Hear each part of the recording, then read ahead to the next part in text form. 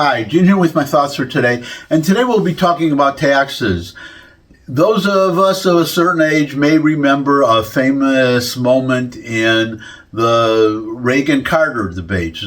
Ronald Reagan debating Jimmy Carter in 1980, the 1980 election, and Carter was making, it happened to be about health care, but the usual that they still make today, the usual yada yada that Republicans are against health care or caring for our senior citizens, which these days includes me, and I'm sorry to say. And well, better to be a senior citizen than a dead citizen, I guess. So that's something, I suppose.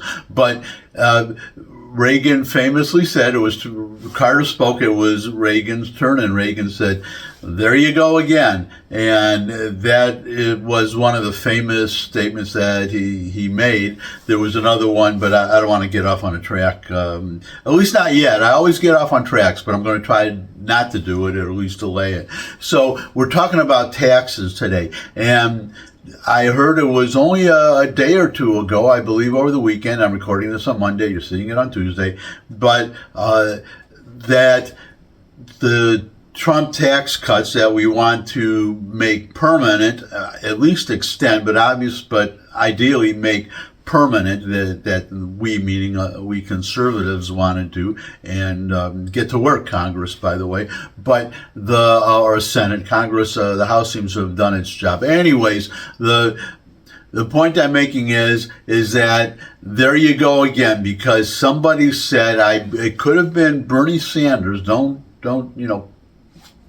quote me on there, don't hold me to that, but it was some prominent Democrat said, well, these tax cuts, which already have been in effect for years, for a few years, and tax receipts since then have actually gone up. This is an argument I've made in the past. I'll probably make it again in the future, but for today, there you go again. They said, well, these 80%, the benefits, or 80% of the money goes to the wealthy. Okay, the wealthy gets 80%. Now, first of all, they don't get anything. They're just keeping their own money. And the same for us. Whoever gets a tax cut, all that means, that's not the same as, and enacted by Ronald Reagan, by the way, or signed into law, enacted by Congress, signed into law by him, the earned income tax credit.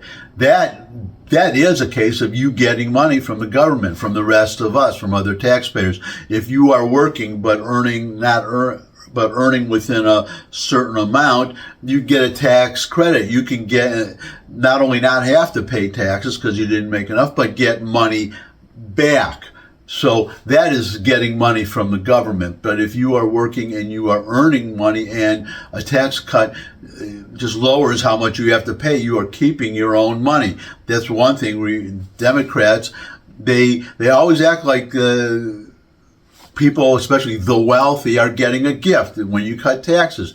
No, it just means they keep their money. And where do they keep their money? Well, either they keep it in a bank where you and I can borrow, keeps the interest rates down. We can borrow that money to buy a house, start a business, or both. And then or they invest in stocks, and the stocks, you're investing in a company, growing businesses that hire people. Democrats refuse to get that, but the main thing they refuse to get, and this is the point, the main thought for today. We're getting right to the main thought for today, and that is, I told a story in an earlier vlog, I'll repeat it now.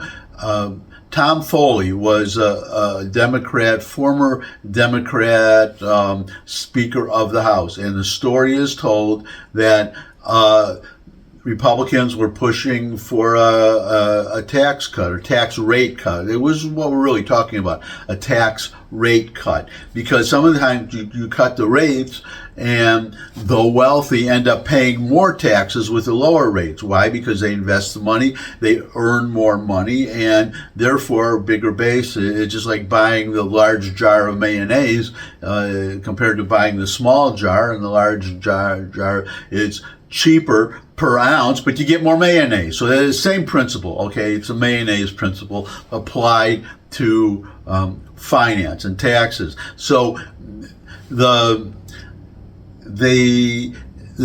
so Tom Foley, they said, well, here's how we're going to fight this tax rate cut.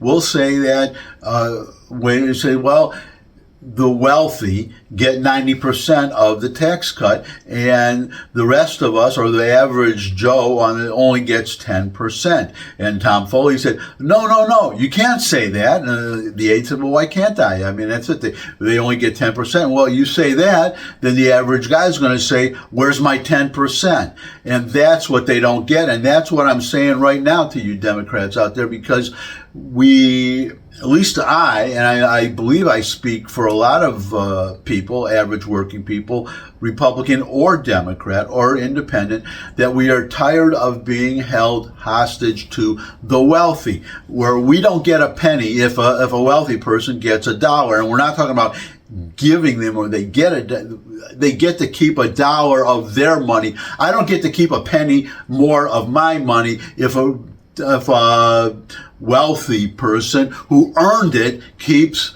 $1 of his money. And this is what I'm saying to you. It was Bernie Sanders or somebody said, well, this tax cut, 80% of it goes to the wealthy, so 20% for the rest of us. I'm speaking directly to you Democrats, and you especially in Congress, those of you Democrats in Congress, in the House and in the Senate. I want my 20%. It's that simple. Don't hold me hostage to the wealthy. I don't care about the wealthy. They can take care of themselves. I could use an extra 20%. I want my 20%, period. If you won't give me my 20%, then I'm going to vote for the party that will give me my 20%. I can't make it any plainer than that. And those are my thoughts for today. Thanks for stopping by. Happy to hear your comments if you have them in the comment section below the video. Share this video with anyone you think would benefit from it. But most of all, come back and see me again. I'd love to see all of you again. And did I say subscribe? Well, it bears repeating. If you could subscribe, that would really be great. But most of all, come back and see me again. I would love to see all of you again. And until I do see all of you again, bye.